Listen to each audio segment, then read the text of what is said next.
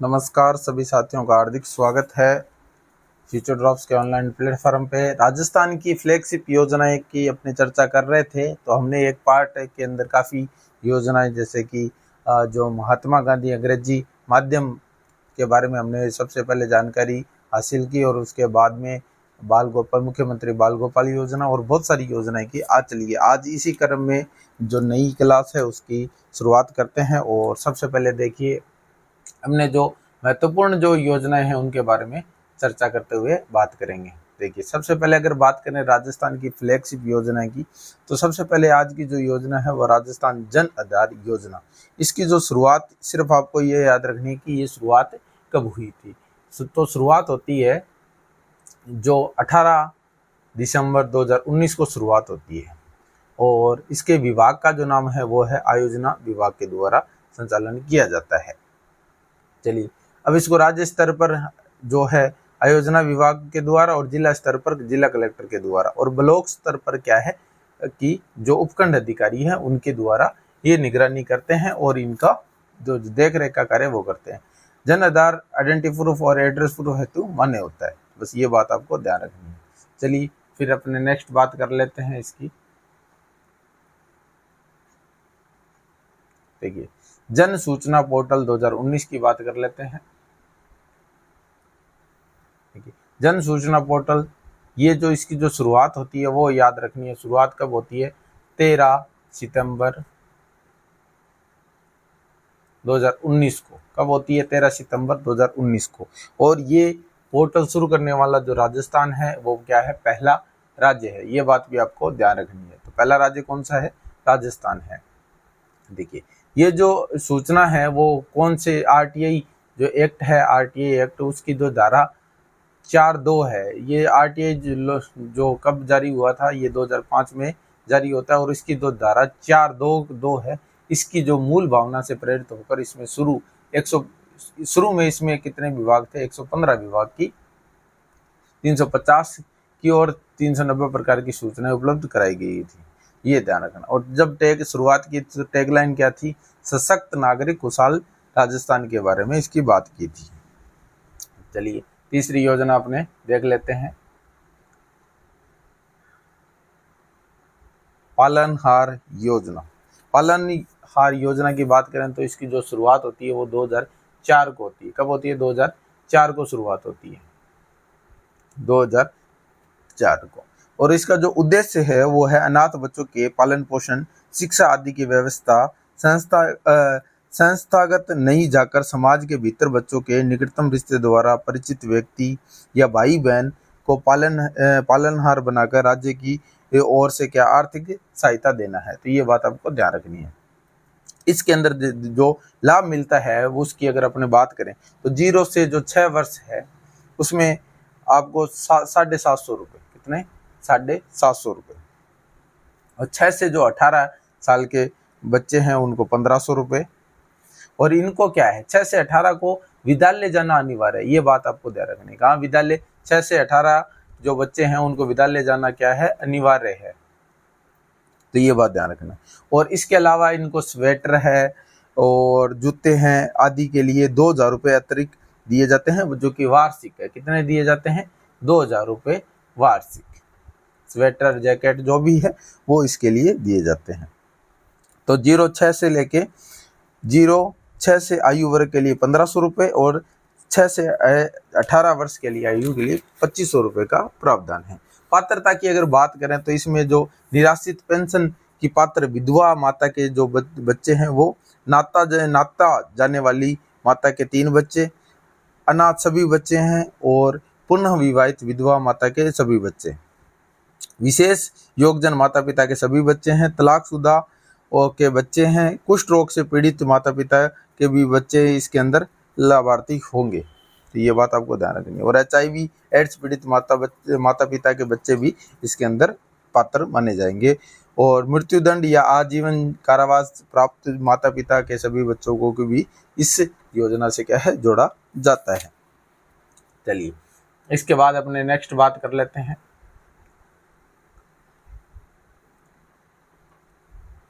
देखिए, इसकी अगर अपने बात करें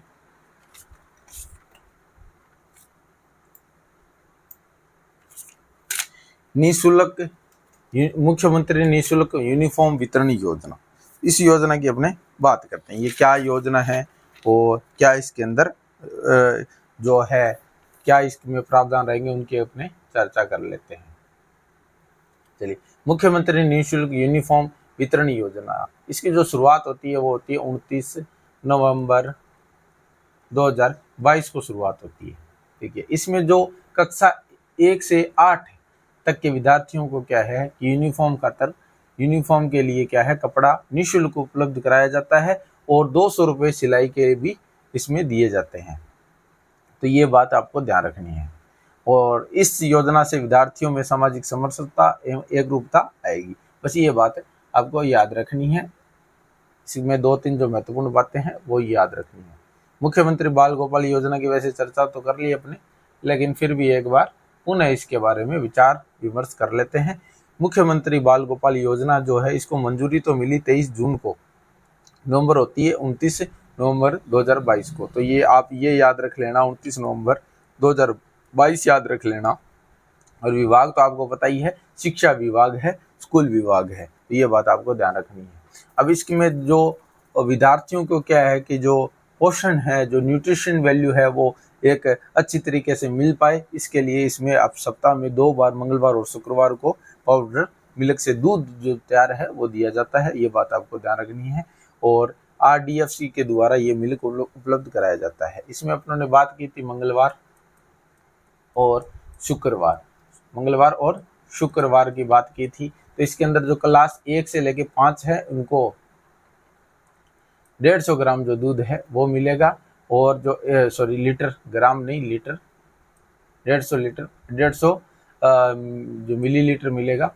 और अगर बात करें कक्षा 6 से 8 तो इनको जो है 200 मिलीलीटर, या अपन कह सकते हैं कि जो 15 ग्राम पाउडर है और 20 ग्राम पाउडर है। तो ये भी अगर एग्जाम में ऐसे पूछ लिया जाए तो ये भी आपको ध्यान रखना है। मल्टीप्लाई कर देंगे, यानी कि 100 से मल्टीप्लाई कर देंगे तो ये जो अप्रोक्स इसकी जो वैल्यू है दूध की वो निकल जाएगी। तो बस ये बात आपको ध्यान रखनी है। चलिए, इसके बाद अपने नेक्स्ट बात कर लेते हैं। मेन तो ये दोनों इसके अंदर चीज़ें, और इसके अंदर जो 2022 और 23 में जो बजट था वो 476.44 करोड़ रुपए इसके अंदर वार्षिक बजट था। तो ये बात आपको ध्यान रखनी है। चलिए नेक्स्ट बात कर लेते हैं।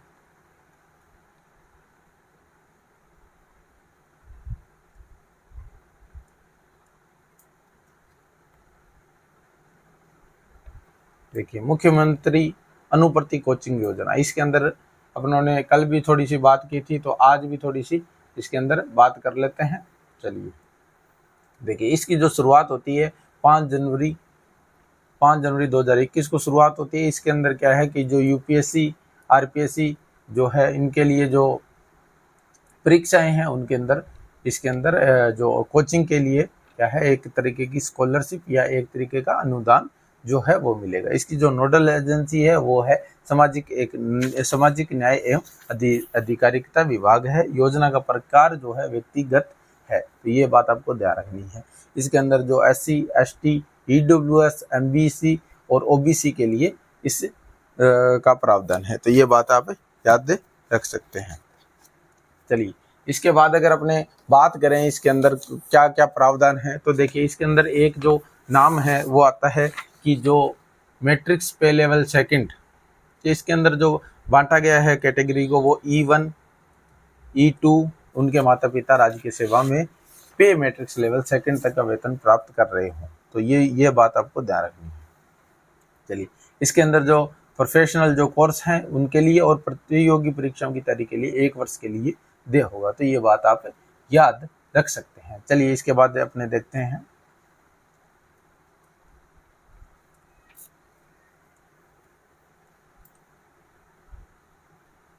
Rajiv Gandhi scholarship for academic excellence जो है, इसके बारे में अपने थोड़ी सी चर्चा कर लेते हैं। ये क्या इसमें ये 5 अक्टूबर 2021 को शुरू होती है। कब होती है? 5 अक्टूबर 2021 को। विभाग है उच्च शिक्षा विभाग के द्वारा। इसके अंदर जो है वो 200 विद्यार्थियों को विदेश जाने के लिए ये इसके अंदर प्रावधान है। और अगर बात करें ट्यूशन फीस के लिए 100% अनुदान और 8 लाख रुपए, इसी के अंदर सेम वही बात है, E1 और E2 और E3, ये जो इसमें भी वह सेम ही बात है। तो इसके अंदर क्या 25 लाख रुपए आय होने पर जो ट्यूशन फीस है उसका 50% अधिकतम 10 लाख रुपए दिए जाएंगे, और 25 लाख से अधिक अगर आय होने पर ट्यूशन फीस ही दे होगी। तो ये बात देखना, जो ये वाले जो कैटेगरी है, E1 वाली जो कैटेगरी है, उसके अंदर जो विद्यार्थियों दोस्तों को उच्च शिक्षा के लिए आर्थिक सहायता दी जाएगी। और अगर बात करें जिसकी 8 लाख से कम है, यानी कि जो E1 है, उसको क्या है कि 100% अनुदान है और अन्य खर्चों को हेतु 12 लाख रुपए का लाभ। E1 वालों को कितना मिल जाएगा, पूरा अनुदान मिल जाएगा। लेकिन 25 लाख रुपए आय होने पर, यानी 8 लाख से 25 लाख रुपए आय होने पर खर्च जो है 50% और अधिकतम 10 लाख, और 25 लाख से अधिक के लिए केवल ट्यूशन फीस ही दे। तो ये तीनों बात आप याद रख सकते हैं। चलिए इसके बाद अपने बात करते हैं महात्मा गांधी अंग्रेजी माध्यम विद्यालय की। अगर उन्होंने बात कर ली थी, थोड़ी सी और बात कर लेते हैं। चलिए इसके बाद अपने बात करते हैं महात्मा गांधी अंग्रेजी विद्यालय। ये इसकी जो शुरुआत है 19 जून 2019 याद रख लेना, जून याद रख लेना, जून में हुई थी, बाकी 19 आपको याद रह जाएगा। और महात्मा गांधी की जो जयंती है उसके उपलक्ष्य में शुरू की गई क्लास 1 से लेकर 12 अंग्रेजी विद्यालय क्या स्थापित करना था। और इसके अंदर जो प्रावधान था 2022, और उसमें 1000 तो ग्रामीण और 1000 शहरी जो विद्यालय है वो खोलने का प्रावधान है। और इसका जो प्रथम विद्यालय है वो याद रख लेना, वो मानसरोवर जयपुर के अंदर है, मानसरोवर जयपुर के अंतर्गत है। तो ये बात आप याद रख लेना। चलिए इसके बाद अपने नेक्स्ट जो 2-3 जो महत्वपूर्ण योजना है उनके बारे में अलग से बात कर लेते हैं। उसके बाद अपने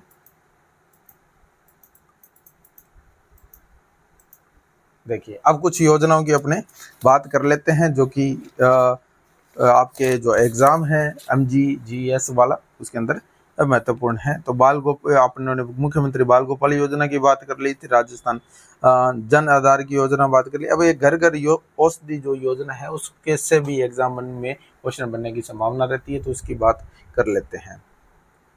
GGAY, इसका मतलब ये हो गया घर घर औषधि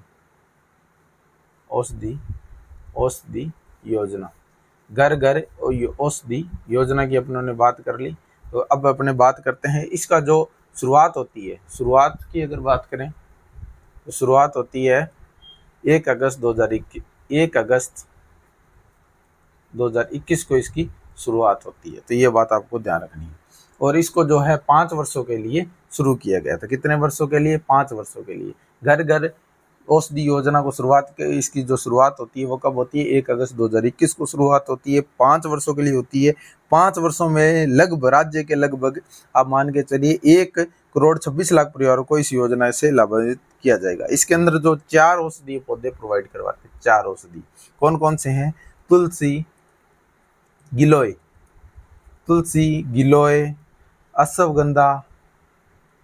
अश्वगंधा और कालमेघ।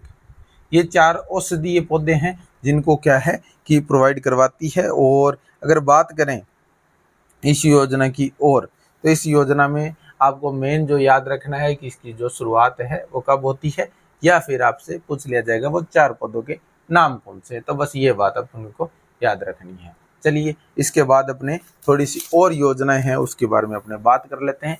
एक जो योजना का जो नाम आता है वो आता है शुद्ध के लिए युद्ध अभियान चलाया गया था। तो उसके बारे में भी अपने थोड़ी सी बात कर लेते हैं। तो देखिए शुद्ध के लिए युद्ध अभियान, शुद्ध के लिए युद्ध अभियान की अगर बात करें तो इसकी जो शुरुआत होती है, शुरुआत कब मानी जाती है? इसकी शुरुआत जो की गई वो 26 अक्टूबर 2020 को की गई। ये ध्यान रखनी है आपको बात। और इसकी अगर बात करें तो अधिनियम 2006 विनियम 2011 के अंतर्गत लागू की जाती है। तो ये आपको याद रखना नहीं है कि कौन सा अधिनियम है। और जो मुखबिर है उसको जो सहायता राशि है, जो मुखबिर होगा जो है इस सूचना को देगा कि भाई कहीं मिलावट हो रही है, तो उसको 51,000 रुपये की राशि दी जाएगी। तो यदि अगर आपके पास 51,000 है, 51,000 की राशि दी जाएगी। अगर आपके पास ऐसा कोई मिलावटखोर या ऐसा है तो आप सूचना दे सकते हैं और 51,000 रुपये प्राप्त कर सकते हैं। अगर बात करें एक इसमें जो है वो है चिकित्सा विभाग, किसके द्वारा ये जो अभियान है चिकित्सा एवं स्वास्थ्य विभाग के द्वारा तथा उपभोक्ता मामले के विभाग के द्वारा संचालित किया जाता है संयुक्त रूप से। एक तो चिकित्सा विभाग है और एक उपभोक्ता विभाग है, तो ये दोनों बात याद रख सकते हैं। चिकित्सा जो स्वास्थ्य से संबंधित है, उपभोक्ता का मतलब जो शुद्ध के लिए युद्ध अपने कर रहे हैं वो किसके लिए कर रहे हैं, उपभोक्ता के लिए, और किसके लिए, स्वास्थ्य के लिए। तो दोनों इसके अंदर कंबाइंड है, या ये आप याद रख सकते हो। चलिए अब एक जो योजना और है उसके बारे में अपने बात कर लेते हैं। देखिए राजस्थान, मैं थोड़ा सा इसको अच्छी तरीके से साफ लिखने की कोशिश कर रहा हूं। तो देखिए अपने बात करते हैं राजस्थान निवेश प्रोत्साहन योजना। देखिए इसकी जो शुरुआत है वो कब होती है, प्रारंभ कब होती है, 17 दिसंबर, याद रख लेना कब होती है, 17 दिसंबर 2019 को होती है। ठीक है, और मान्य कब तक है, अवधि जो इसकी जो अवधि मान्य है वो 31 मार्च तक है। 31 मार्च कब तक, 2026 तक है। तो ये इस योजना से क्वेश्चन बनने की संभावनाएं आपको देखने को एग्जाम में मिलेगी MGGS के पेपर में, जो कि आपके अगस्त में होने वाला है। तो चलिए इसमें क्या क्या प्रावधान है, अगर ये तो कोई नहीं पूछेगा लेकिन फिर भी अपने थोड़ी सी बात कर लेते हैं। निवेश अनुदान तथा दे एवं जमा जो SGST का है वो 75%, और इसके अंदर और बहुत सारी जो छूट है उसके प्रावधान किए जाएंगे। जैसे विद्युत कर है, इसके अंदर 100% छूट है 7 वर्षों के लिए। मंडी शुल्क है उसमें 100% 7 वर्षों के लिए छूट है। लगभग भूमि कर में भी 7 वर्षों के लिए छूट है। स्टाम्प ड्यूटी है उस पर भी 100% छूट है। भूमि रूपांतर शुल्क है वो भी 100% छूट है। तो ये बात आपको ध्यान रखनी है। एक इसी के बाद में 2019 के बाद में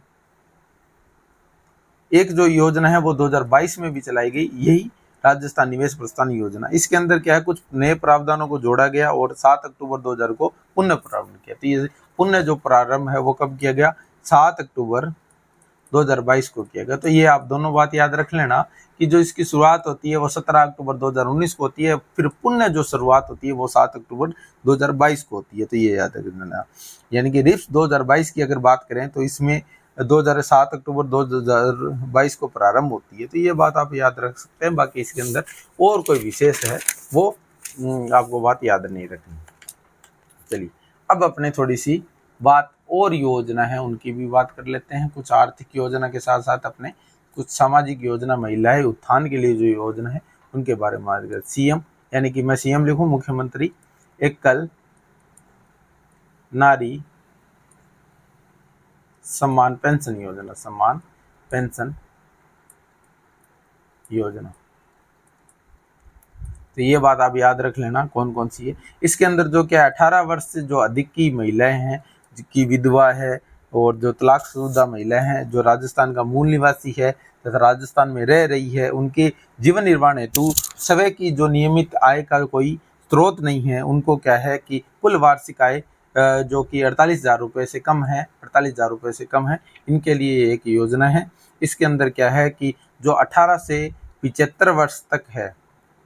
देखिए इसके अंदर कुछ जो महत्वपूर्ण आपको बात याद रखनी है वो ये याद रखनी है कि इसके अंदर कुछ शहरिया जो जनजाति है, कथोड़ी है, खेरवा है, उनके व्यक्तियों के आयु में कुछ छूट प्रदान की जाएगी। और जो दे लाभ होगा वो कितना है कि 18 से 75 वर्ष की आयु के लिए जो है 1,000 रुपये प्रति माह, कितना 1,000 रुपये प्रति माह, ये बात रखनी। और 75 प्लस के लिए जो है वो 1,500 रुपये प्रति माह दिए जाएंगे, 1,500 रुपये प्रति माह दिए जाएंगे। तो ये बात आप याद रख सकते हैं। और उसके बाद अपने और बात करेंगे जो कल की क्लास है उसके अंदर अपने स्कॉलरशिप फॉर एकेडमिक एक्सीलेंस के बारे में भी थोड़ी सी और चर्चा कर लेंगे। छोटे सीमांत किसानों की जो सम्मान में योजना है उनके बारे में बात करेंगे। 1 किलो गेहूं है उनके बारे में बात करेंगे। मुख्यमंत्री किसान योजना के बारे में बात करेंगे और बहुत सारे बात करेंगे। तो आज की जो क्लास है यही समाप्त करते हैं। जय हिंद।